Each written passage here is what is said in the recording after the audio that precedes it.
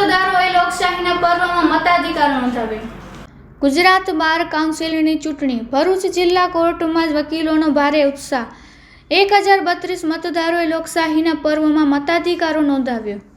ભરૂચ ગુજરાત બાર કાઉન્સિલની મહત્વની ગણાતી ચૂંટણી પ્રક્રિયા આજે રાજ્યભરની સાથે ભરૂચ જિલ્લામાં પણ અત્યંત ઉત્સાહપૂર્ણ માહોલમાં સંપન્ન થઈ હતી। ભરૂચ જિલ્લા કોર્ટ પરિસરમાં સવારથી જ વકીલો પોતાના મતાધિકારનો ઉપયોગ કરવા માટે ઉમટી પડ્યા હતા।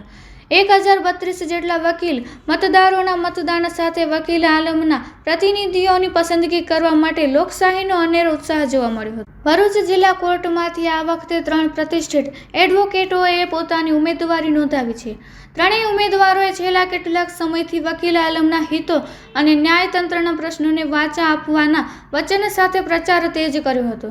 આજે મતદાનના દિવસે પણ ઉમેદવારો અને તેમના સમર્થકો કોર્ટ પરિસરમાં મતદારોને રીઝવતા જોવા મળ્યા હતા। ભરૂચના પ્રતિનિધિ રાજ્ય સ્તરે વકીલોનું પ્રતિનિધિત્વ કરે તે હેતુથી વકીલોએ લાંબી કતારોમાં ઊભા રહી મતાધિકારનો ઉપયોગ કર્યો હતો।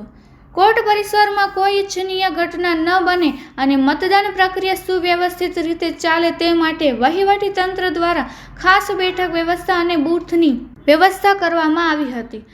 સલામતીના ભાગરૂપે પોલીસ દ્વારા ચુસ્ત બંદોબસ્ત ગોઠવવામાં આવ્યો હતો। સિનિયરથી લઈને જુનિયર વકીલોએ સવારથી જ ઉત્સાહપૂર્વક મતદાનમાં ભાગ લીધો હતો। આ ચૂંટણીના પરિણામો આગામી સમયમાં વકીલોના પડતર પ્રશ્નો અને બાર કાઉન્સિલની કાર્યપદ્ધતિમાં મહત્વની ભૂમિકા ભજવે છે। હું સન્મુખ સલામ રાણા ભરૂચ